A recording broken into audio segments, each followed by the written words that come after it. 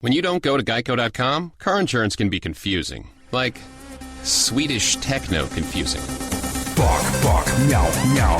Dance with me, purple cow. Bark, bark, meow, meow. Ooh, you lovely cow.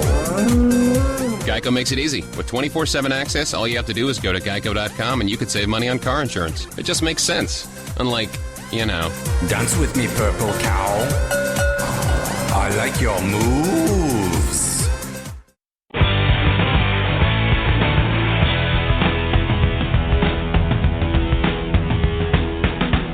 This is the Cover32 Seahawks Show. Throw down the middle, Doug Baldwin at the 30, 25, 20, 15, 10, 5. Touchdown, Seahawks! With your host, Kevin Daggett. Cam Chancellor with the big hit. Who else would it be but Cam? And Lee Vowell. Intercepted! Getting underneath it is Earl Thomas! Just one step away from CenturyLink Field. He scrambles upfield, he's hit, he's dropped. Michael Bennett is there to make the sack. The official podcast of the Cover32 Seahawks website. Thomas rolls, drags Xavier Rhodes across the goal line, and the Seahawks are on the board. Go Hawks!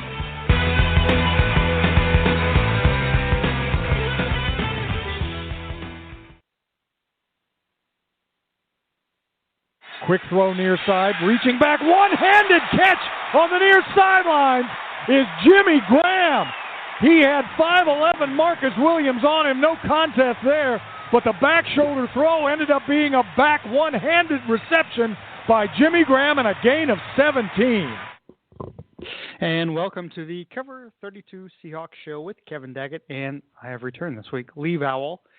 You can hear this show on the Happy Hour Network live and on podcasts at cover32.com, of course, iHeartRadio, and iTunes. Today our guests will be Seattle artist Joshua Monuteaux, who will help you decide what you should be doing this weekend since there is no Seahawks football, and of course our weekly segment with Tim Weaver, managing editor of the Cover32 Seahawks site.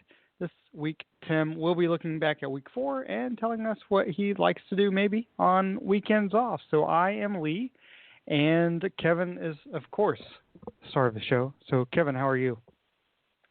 I am doing pretty well this evening. How about you, sir? I'm doing better, especially due to the fact that I was thinking the Seahawks were going to be 2-2 going into the bye week.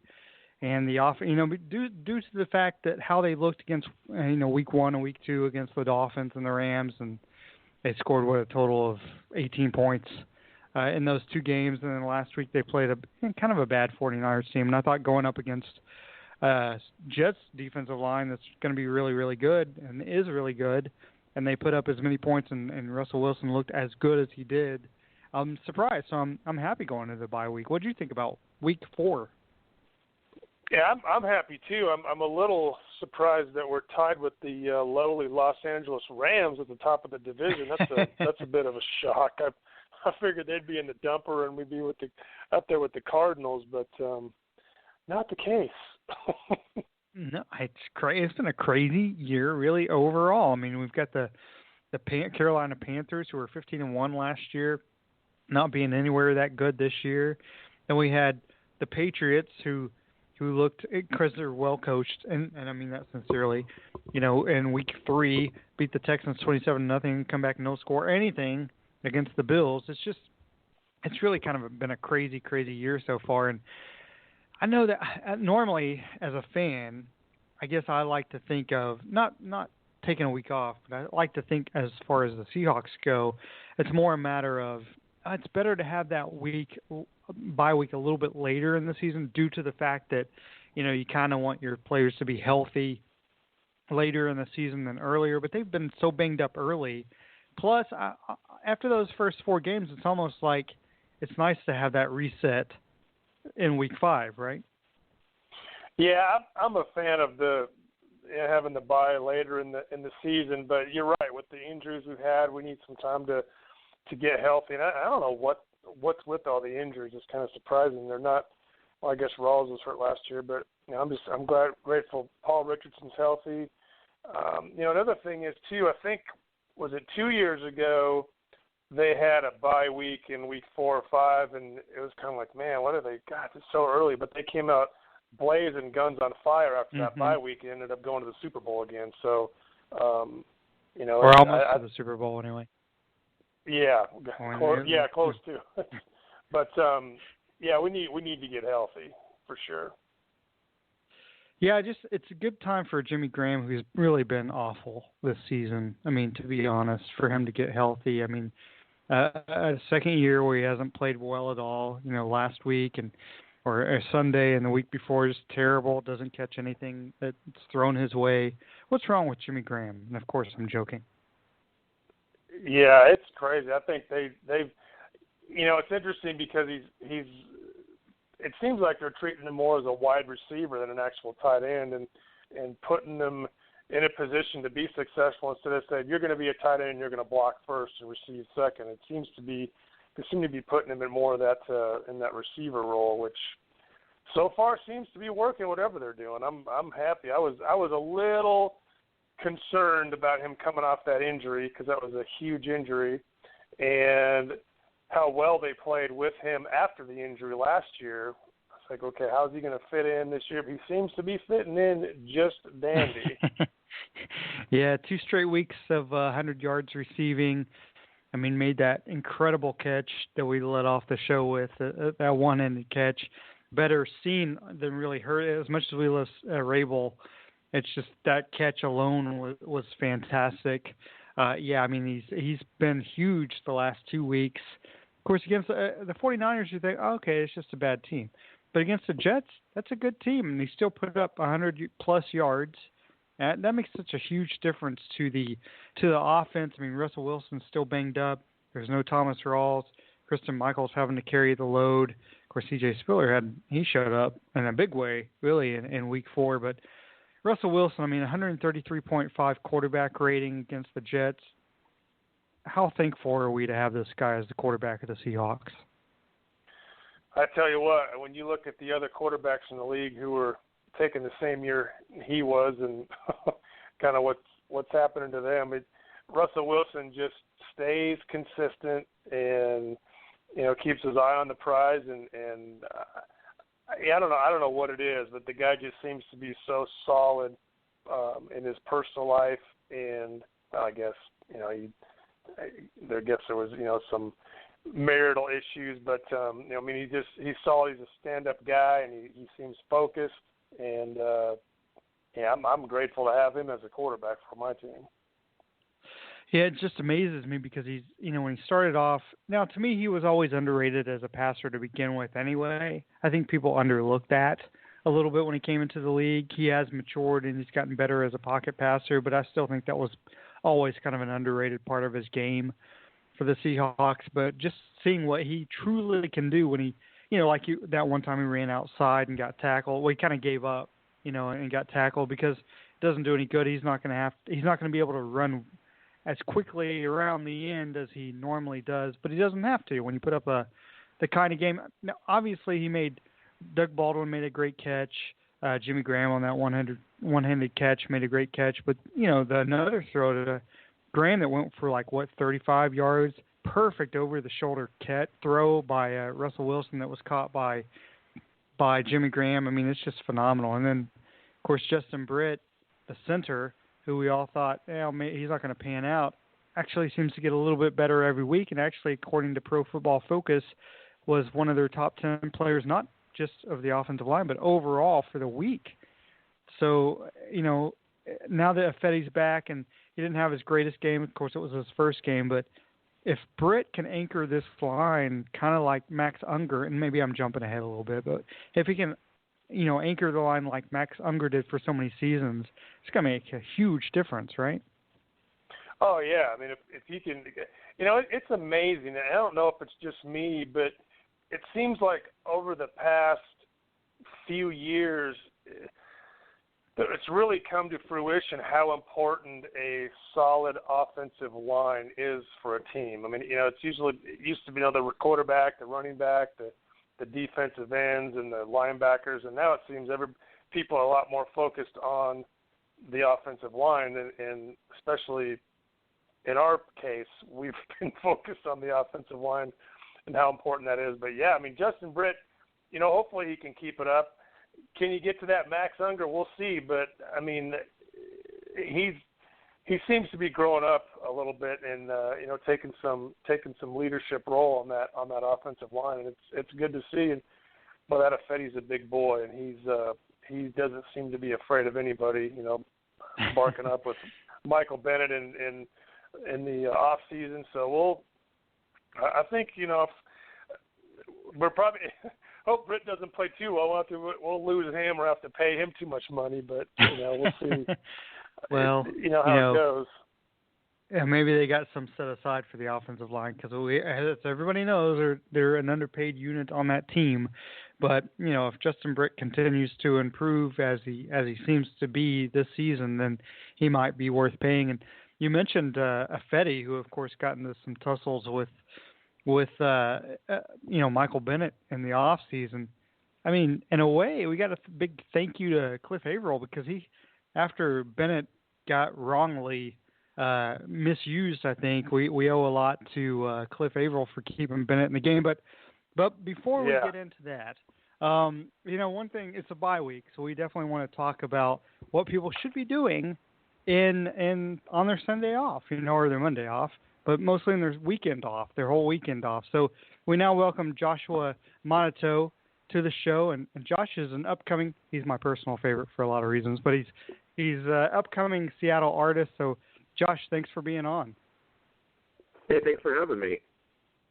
Absolutely. Hey, Josh, in your opinion, what makes Seattle such a great city for music and artists? Not just currently, but historically, Seattle's been a great city for the music scene and the arts scene. Oh, definitely. I think it's just because people that live here have a creative bend and they're just kind of creative-minded. People like to, from an artist anyway, people like their homes to look, unique and interesting, And I love living here. Who are some of the artists that may have inspired you, or some of the local artists in the area that you're impressed by? I would say that since I'm kind of new to the Seattle art scene, I'm not familiar with any specific artist's work too closely. I like Dale Chihuly, of course. I mean, who doesn't? But yeah, I try to find inspiration from just I don't know. I try not to be like other artists. I mean, I think every artist is probably trying to be that way.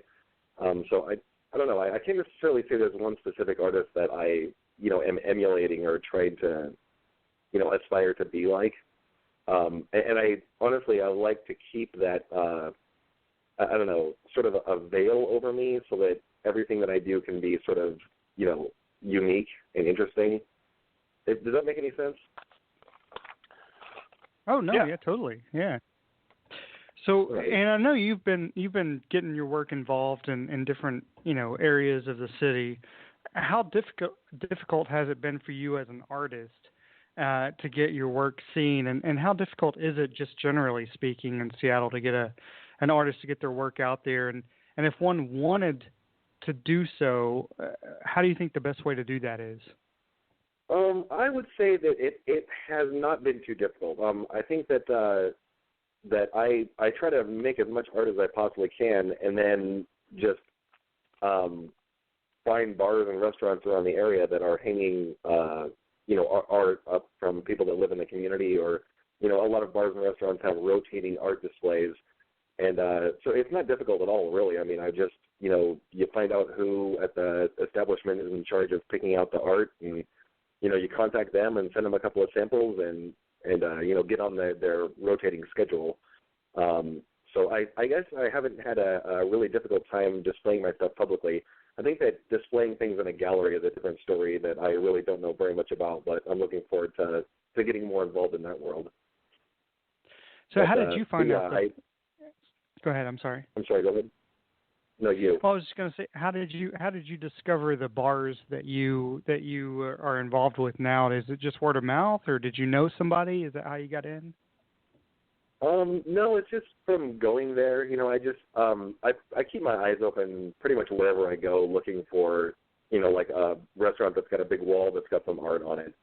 And, if, like, there's a restaurant a couple of blocks away from my apartment that has a really great art wall, and I keep nagging them to put art up on there. Because honestly, I think my art would look great in there, but it would be a great opportunity for all the artists in the area, to have a rotating display there, because a lot of people go to that place. But yeah, did that answer your question? It does, yeah, it totally does. So, take us through your, I don't even like to call it work because I know it's fun for you, but take us through your work. Where does the inspiration come from? How do you choose what to do, and what is the process of how you do what you do? Okay, well, when I decide to do a piece, it's just kind of like, I guess most recently I did 3 pieces that were all the Seattle Seahawks, and I guess I just kind of wanted to get some pieces done towards the beginning of the Seahawks season because I thought it would be marketable, and I love the Seahawks, and I have a hanging coming up in February, so hopefully the Seahawks will have a good season, and then these pieces will go up on the wall at the Naked City Brewery, and, people will buy them. But as far as picking out what to do, I just kind of, I don't know, I try to think about the next piece as I'm working on the piece that I'm currently working on, and plan out what it's going to be. Or sometimes it'll be somebody will do, will ask me to do a commission for a piece.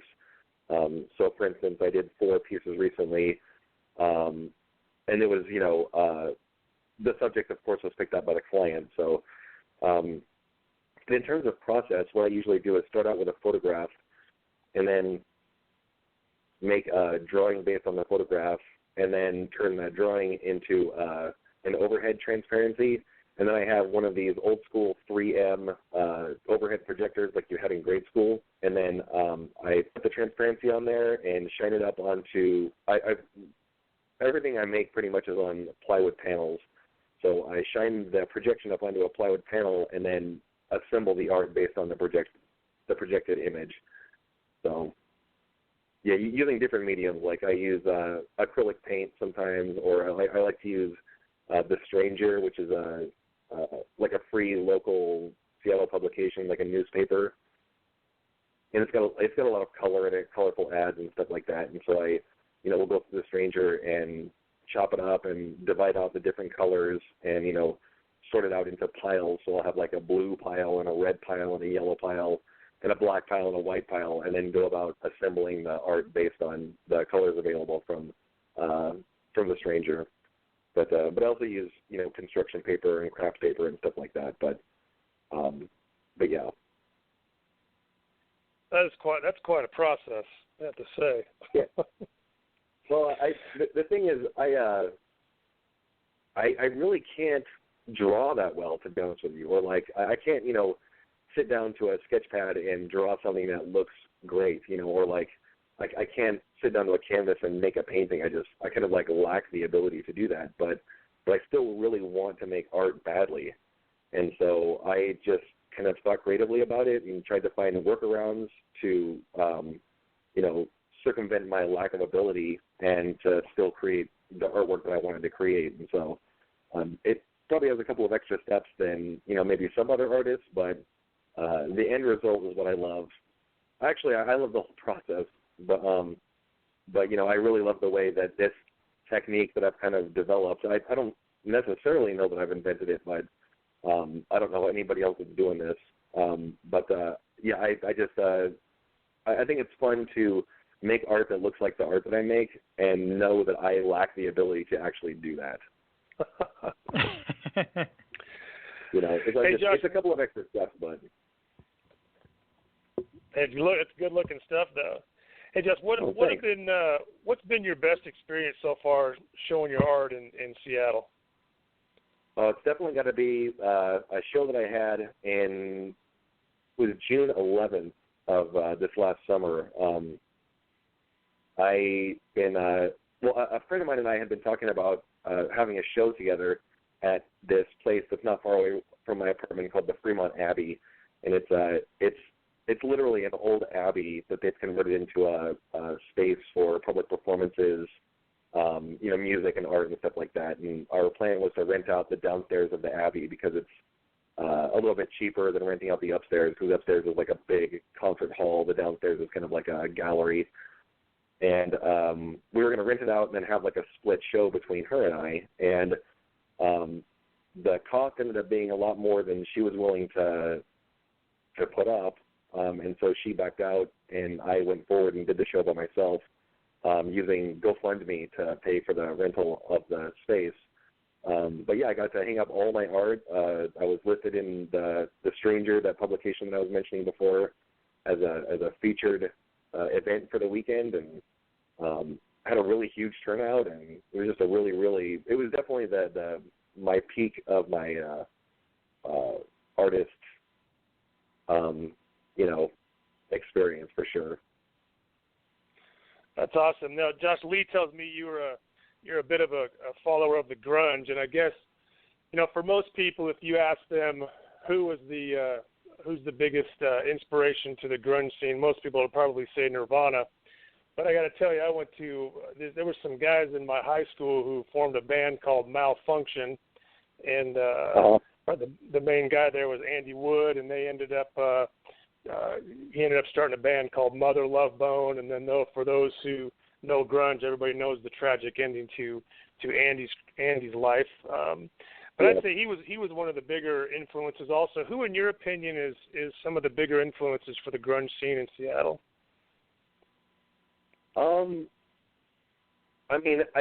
It always goes back to Nirvana with me, but I should say that when grunge was kind of breaking big in Seattle, I was pretty young, and also I was kind of a sheltered little boy, and I really didn't make it out very much or get involved very much in the grunge scene. But, from my kind of sheltered vantage point of the time that I was living in, I got to say Nirvana and Pearl Jam. Yeah, and that's where, that's kind of the history, because Mother Love Bone was for those that know, Mother Love Bone was Andy Wood, Stone Gossard, and Jeff Ament, and then Andy Wood passed away, and then they got floundered for a while, and then found Eddie Vedder, and next thing you know, they got Pearl Jam. So yeah, that is huge. But now, for those who might be listening to the show for the first time, describe what the Seattle area is like on game day in Seattle, and how that might have changed from when you were younger. Well, you'd have to start with the Friday before the Sunday. Really, I mean, it's like a holiday around here. It's called Blue Friday. Everybody knows of it. And when you walk around, it's jerseys everywhere you look. And I know my local grocery store here, the QFC, has a TV that they mounted up on the wall in there, and they'll be playing the game. If you need to make a beer run or something like that, you can catch the score at the grocery store. But the city is, we absolutely love the Seahawks. We've always been a football town, I feel like, and I think that, a Seahawks game has always been, an event. It's always, drawn huge crowds, and they sell out regularly. For my whole life, that's the way that it's been, and so we've always loved our Seahawks, but definitely over the last, 6 years or so, maybe, it's reached a whole new pitch. I remember when the Seahawks won when they won the Super Bowl, Laura, my girlfriend, and I went into we watched the game at my folks' place, which was about 50 miles south of here. So after the game, we drove back up into the city and then walked to one of the areas in town where there was it was like I don't know how to describe it. Like, there was a bunch of bars in the area, and after the game, everybody emptied out into the streets, and it was like this massive impromptu celebration. And I don't know, just the energy. Just strangers hugging strangers, and I guess it was just exactly what you would expect. But during football season, the city is alive with Seahawks energy. And I know that people that don't watch football love the football season because they can go out and do things without being, without crowds or without traffic and things like that. Yeah, it's the time to go grocery shopping, I guess, for people who don't like football. kind of like it is in Knoxville. Anything, man. It's empty. I mean, it empties out big time. And Kevin and I were talking earlier today and just talking about music, and I did warn Kevin that you're a big Maynard James Keenan fan, and so a big Tool fan. So, or actually not even Tool necessarily, just a big Maynard James Keenan fan. Correct me if I'm wrong. Did you go to his winery? You did or did not? No, you want to go to his winery. I would like to go to his winery and check it out. I would probably say that I wouldn't necessarily go there to try to meet him, because he seems like one of those guys that I would like to admire from a distance. Sometimes you don't want to meet your heroes. And he seems like one of those guys that I'd like to just keep imagining what he must be like and not actually find out. That's the best PC answer. That's a good answer. That's a very good, solid answer. So where, if your art is hanging now, where can people go look at it, or what do you have coming up, and where can they find it? Maybe on the internet. Well, it is hanging up right now. I've got most of my collection divided up into 2 locations. I've got one of them that's hanging up at Schilling Cider in Fremont, and the other one that's hanging up at Harry's Bar on Capitol Hill. And I can get addresses for you if you want. And then as far as the Schilling Cider hanging is only up until this Saturday, and at Harry's Bar it'll be up until mid-November sometime. And then as far as what's coming up, in the beginning of February, I've got I'm going to be hanging up all of my art at Naked City Brewery in Greenwood, and that will hang up for the whole month of February. Okay, Schilling Cider is at 708 North 34th, and Harry's Bar, Laura's looking this up for me right now. It's 514 15th Avenue East in Seattle. And then what was the other question? Oh, where can you find me online? Just check out my website, joshuamonuteaux.com, JOSHUAMONUTEAUX.com. Awesome. Well, Josh, you've been fantastic. I really appreciate you being on. Hey, no problem whatsoever. I appreciate you having me. This was fun. Yeah. So you do commissions, and I think I interrupted you. Were you going to say something after that? That's fine. Nope, just I do commissions if anybody's looking to get, unique Christmas gifts for somebody. I mean, mostly portraits and, sports figures or whatever. I'll do anything. I'm an art whore. Can I say we're in a program? No, oh, yeah. Well, we say much worse. There's been worse said. So, absolutely. So, Josh, thanks for being on. And if anybody's looking for something to do on this weekend, definitely check that out. So, thanks. Have a good weekend. Absolutely. You too. So I mean, it's it's a weekend off, so why not go look at some local art? And plus, I mean, for anybody wanting any Seahawks art specifically, I mean, he's got a Richard Sherman, he's got a Michael Bennett that I'm hoping I have dibs on, but we'll see how that goes. But anybody wants to get it before me, feel free. But yeah, Josh is a fantastic artist, and I'm always amazed by the stuff he does, because I'm like, I can't do any of that. He says he can't draw. I can't do any of that stuff at all. I wish I could. I'm a failed artist myself. So we're going to be joined by Tim Weaver, of course, of Cover32, in just a couple of minutes. Let's play some sound bites from this past Sunday's game against the Jets. This was an exciting play. C.J. Spiller, who just came in for a third down back, who I was thinking, I'm not really sure what he's going to do. He did this. Russell looks left first. Now he scrambles. Now he throws to the end zone. Touchdown, Seahawks! Welcome, Mr. Spiller, to the great Pacific Northwest. A member of the Hawks, and he catches his first touchdown pass as a Seahawk. An 8-yard strike from Russell Wilson to the back edge of the end zone. So that was exciting. And then, of course, we had the greatness that is Tanner McAvoy. Alex Collins is the tailback. Play fake to him. Russell steps up in the pocket, has time. Going to lay it out to Tanner McAvoy. Wide open. 10-5. Touchdown, Seahawks. As the Seahawks receivers sprint to the back corner of the end zone to congratulate the rookie out of Wisconsin who ran all by himself, his first career touchdown. The Seahawks go out on top 13-3.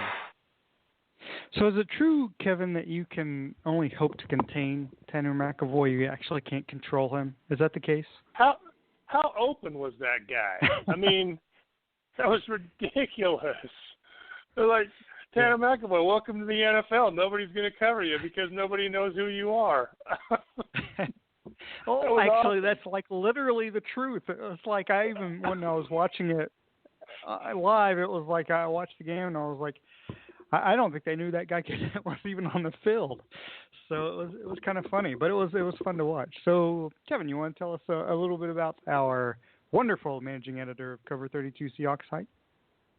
Yes, his name is Tim Weaver. He is the editor of the Cover32 Seahawks site. He's got a weekly segment on our show. And, Tim, how are you this Tuesday evening? I'm doing pretty well. Thank you for having me on. It's good to be back. Well, we appreciate you being on and appreciate your insight. So after the Seahawks game on Sunday, what was your first reaction to that after that game? I feel great. I couldn't possibly have imagined. I'm just really blown away by Russell Wilson's performance. I didn't think, I know we talked about this last week, I didn't think that they would do too well. It's a 10 a.m. game on the East Coast, and Jets have a really good defensive line. The offensive line has been very shaky, sprained ankle, sprained knee. I wrote a column in the middle of the week that said they should sit him, give him 3 weeks to recover, get the bye. And he just played far beyond my wildest imagination of what I could have hoped for this last game. He took it to another level, 300 yards, 3 touchdowns, and they really ran the score up. If they had wanted to, they could have dropped 50. You had that kind of feeling. There was just no way the Jets could have stopped them after a certain point. So I'm just really, I can't emphasize enough how impressed I am with Wilson's game.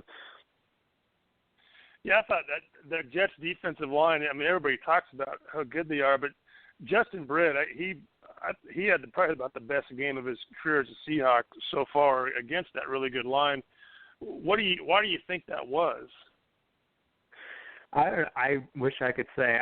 Sometimes when he has room to work with, whereas with the 49ers, he just had comfortable pockets and he was swinging around. This guy, he was under pressure sometimes. He had to juke and move around a lot more than I was hoping he would have to be, and he delivered. I think he knew that this was an important game. I think there was a lot of very good arguments to make for resting him, but he went at the rehab very, very hard. I think that they had a goal to go 3-1 into the bye week, which is just fantastic considering how difficult it is for this team to start, both in the macro sense where they get off to slow starts in the first quarter and the first half, and then early in the season this has been a problem the last few years. So to get off to a good start like this, it's a huge deal. I just read playoff odds now. Seahawks have the best in the league, are 86%. And win the Super Bowl, they're at 20%, also best in the league. So I think it was just a situation where he knew he had to stand and deliver, where they could get a big jump ahead in the division, which looks pretty weak right now. So very, very excited to see that going on. I wish I knew what his secret was. Maybe there's a nano bubbles. The stock has got to be rising. That's a good point. So, the offense has done well the last 2 weeks. Of course, still a lot of key players are not 100% and really haven't been the entire season. But what's changed for Seattle over the last 2 weeks compared to the first 4 weeks to make the offense so much better than they were? It's Jimmy Graham. I think it's been a long time coming to get him involved in the offense. So this last week, if the Jets are going to be bringing these blitzes that we know Todd Bowles likes to do from his time in Arizona, they've got to get the ball out quick, and they've got to get Jimmy Graham involved in these hitters over the middle. And he was just all over the place. His second straight week with over 100 yards. They didn't look like they had anyone who could match up with him one-on-one. And the truth is there's not a lot of linebackers in the league who can. Luke Kuechly is an excellent coverage linebacker. There's a couple other guys, but there's really not that many guys who can take Graham one-on-one. So now that they have him integrated into the offense, it can evolve to another level. I don't think we've seen Jimmy Graham healthy, Tyler Lockett healthy, and Doug Baldwin healthy all at once, and having had some experience together at the same time. So these next few weeks, you could see the Seahawks offense, I think, really, really start to take off. There's a good chance they're going to – right now the Falcons are number one in the league in scoring. I think the Seahawks may threaten to be up there in the top 3 this year. It's going to be really something special. Yeah, and you mentioned a few players talking about healthy players, and which players like Thomas Rawls, for instance, or even Tyler Lockett, who really only – I think he has, 9 catches through 4 weeks or something like that. Which players who have not been as involved offensively so far to start the season, either because they've been slowed by injury or they just missed, C.J. Prosise missed the whole season, really. Due to injury, do you expect to make the biggest impact on the rest of the season post the bye week? I think Germain Ifedi is the big one to look out for. He was their first-round pick, and there's just rave reviews about him for the season. He had kind of an up-and-down debut, as you'd expect from a rookie. There's a lot of nerves going on, and he has a high motor. You hear about this all the time leading up to the draft. The guy has a high motor. It means that it's kind of like Michael Bennett. He has another level of competitiveness that he can reach that I don't think most athletes have. And he got a little bit distracted at times, but you could see the raw power that he had and the impact that he had on the running game on a few blocks. I think he's going to develop more. It's really tough to come in and just really ball out from your first couple games in the offensive line. There's a lot that's going to be thrown at you and a lot of competition. But as the year goes on, I think he's going to develop into a really good, strong lineman, and that'll help get the run game going. That's the big thing right now, is that everyone's talking about this is a passing team now. And that's true, but it's also true that every team is a passing team. Like only the Niners, the Cowboys, and the Patriots are running the ball more than passing this year. So pretty much everyone's a passing team. But the Seahawks are passing 57% of the time now, and that's significantly higher than it's been the last few years. So they can get the running game going on top of what they're doing with Graham and Baldwin in the passing game. It's going to be really, really hard to stop them. Tim, Richard Sherman seemed to struggle a bit against Brandon Marshall in the first half, gave up 3 big plays, and played a little bit better in the second half and ended up picking one off. Following the bye week, we're going to be facing the Falcons, and I imagine Sherman will be matched up with Julio Jones. What do you think about Sherman's play so far this season, and how do you think he's going to match up to Jones? I think Sherman's played well this season. The first half obviously didn't go that well against Marshall, but Marshall had beaten the Seahawks before. That was something I thought about coming into this game. At halftime, I looked up the stats. Coming into this last matchup, he was averaging 21 yards a catch against the Seahawks for his career, something like 130 yards a game. So even the Legion of Boom has trouble with Brandon Marshall. That's a lesson you have to accept. There are some talents who are just, they're going to get their yards, they're going to score their points. All you can hope to do is limit them and not have them go off like Julio Jones just did to the Panthers. Caught 12 passes for 300 yards, 1 touchdown. He just torched whoever they put on. It didn't matter. Julio Jones is going to beat Richard Sherman a few times. You have to expect that. He's not going to shut him out. He's just not that kind of player. But if Sherman can keep him in front of him, if he can't get beat over the top like he was with Marshall a few times, if he can just keep him contained with some help from Earl Thomas and Cam Chancellor, that's what you really look for. What the Panthers failed to do is they didn't get safety help over the top. Now, as good as Sherman is, I wouldn't ask him to just take Julio one-on-one the entire game. It's just too much to ask. You need to give these guys help over that. You need to bracket him. Maybe better to have Shed follow him around and then have a safety, and then Sherman can shut down somebody else. But it's a team effort when you're trying to shut down a guy like Julio Jones. I thought of Antonio Brown there for a moment. But, again, same kind of player. Sherman did a good job on him last year, but he's the kind of player that it takes more than just one guy to limit you most of the time. Yeah, I agree. Those guys, some of those guys are tough. And Brandon Marshall's a good wide receiver too. But so far this season, who's been the biggest surprise in your eyes for the Seahawks' first 4 games? Sorry, individual players are going? Yeah. Oh, man, I've been blown away by Deshaun Shedd. It was one of my concerns on defense coming into this season, the other being Bruce Irvin's old spot. The cornerback spot opposite Sherman has been this kind of sore point since Byron Maxwell left. And Maxwell wasn't really, people miss him now, but I don't know what happened to him since he's left here. He's just totally fallen apart. But Brandon Brown was never that great of a cover corner. He had these nice highlight hits, and he's good to get behind and fun to watch highlight-wise, but not really a good cover corner. Maxwell was a decent coverage corner. Last year, Kara Williams was just awful. Deshaun Shedd wasn't a whole lot better, to be perfectly honest, and that could have been a big problem for the Seahawks coming into this year, but he's really turned it around. He had a couple of nice breakups this last game. His coverage is much better. He's not making the same mistakes that he was.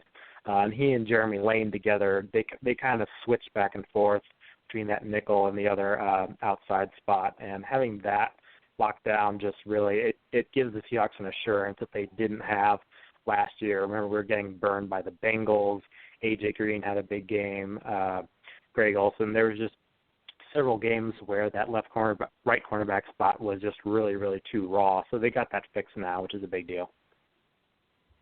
So obviously we come up to the bye week in Seattle, and besides watching NFL on TV, which of course is not the Seahawks, what are some suggestions you have for Seahawks fans to do this weekend? Like any movies they should go see, or anything in the area that they should do? Well, I'm still laid up with my ankle. I almost like to be on a Halloween movie binge on Netflix, but there's only a couple weeks left before it's going to get really, really nasty and rainy. I'd go out hiking. I try to be out at least once a month. There's a nice place near Renton. It's about a 5-minute drive from the facility where the Seahawks are.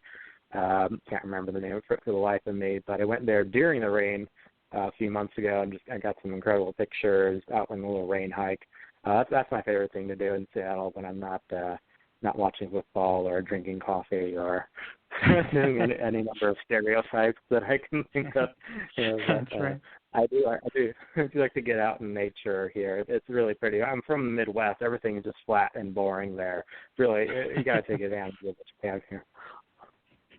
Or maybe people should see Luke Cage. I don't know if you've seen that on Netflix yet, but a couple of friends are just raving about it. Or Stranger Things. I haven't seen that either. So, Tim, as always, pleasure for you to allow us to be on Cover 32 Seahawks. Will you let people know what's happening with Cover 32 Seahawks and where they can find you on social media? We are posting on cover32.com/Seahawks every day. We brought in another writer this week. I'm very excited about him. We've got a really good team going. Even though it's the bye week, I feel very strong. I think this is the strongest group we've had for a while. And you can find me usually complaining about Trump. Tonight it's probably going to be Pence on Twitter @TimWeaver84.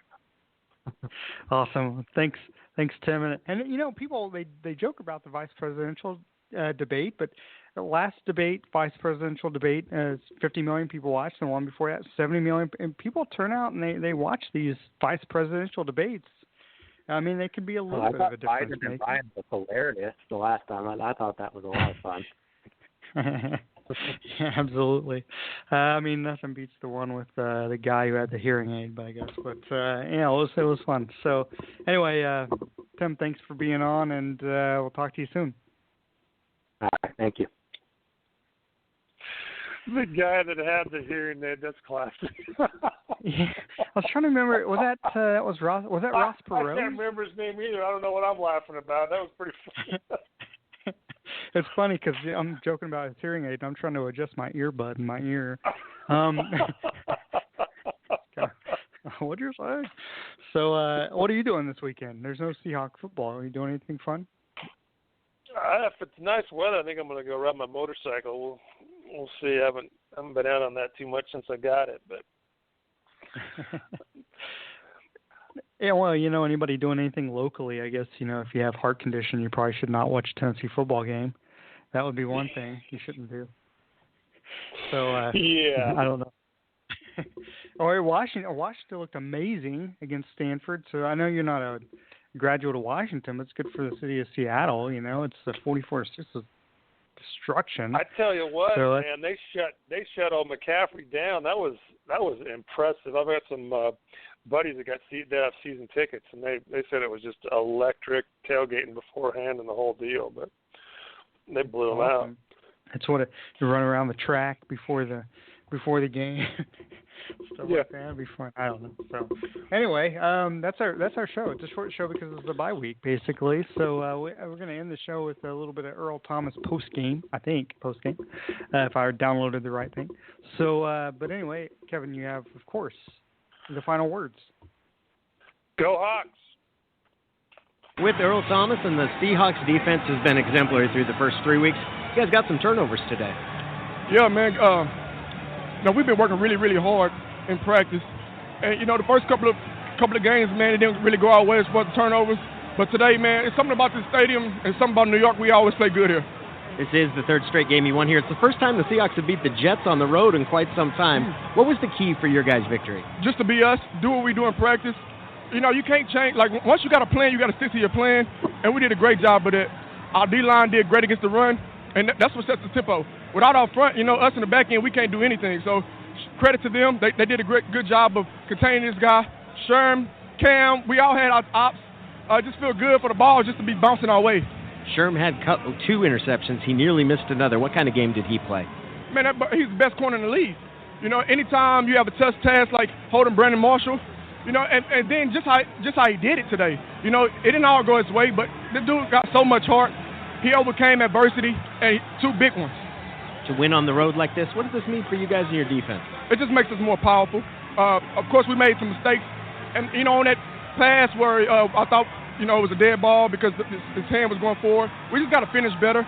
Situations like that is going to make us stronger. Thank you very much, Earl. Congrats on the win. Thank you.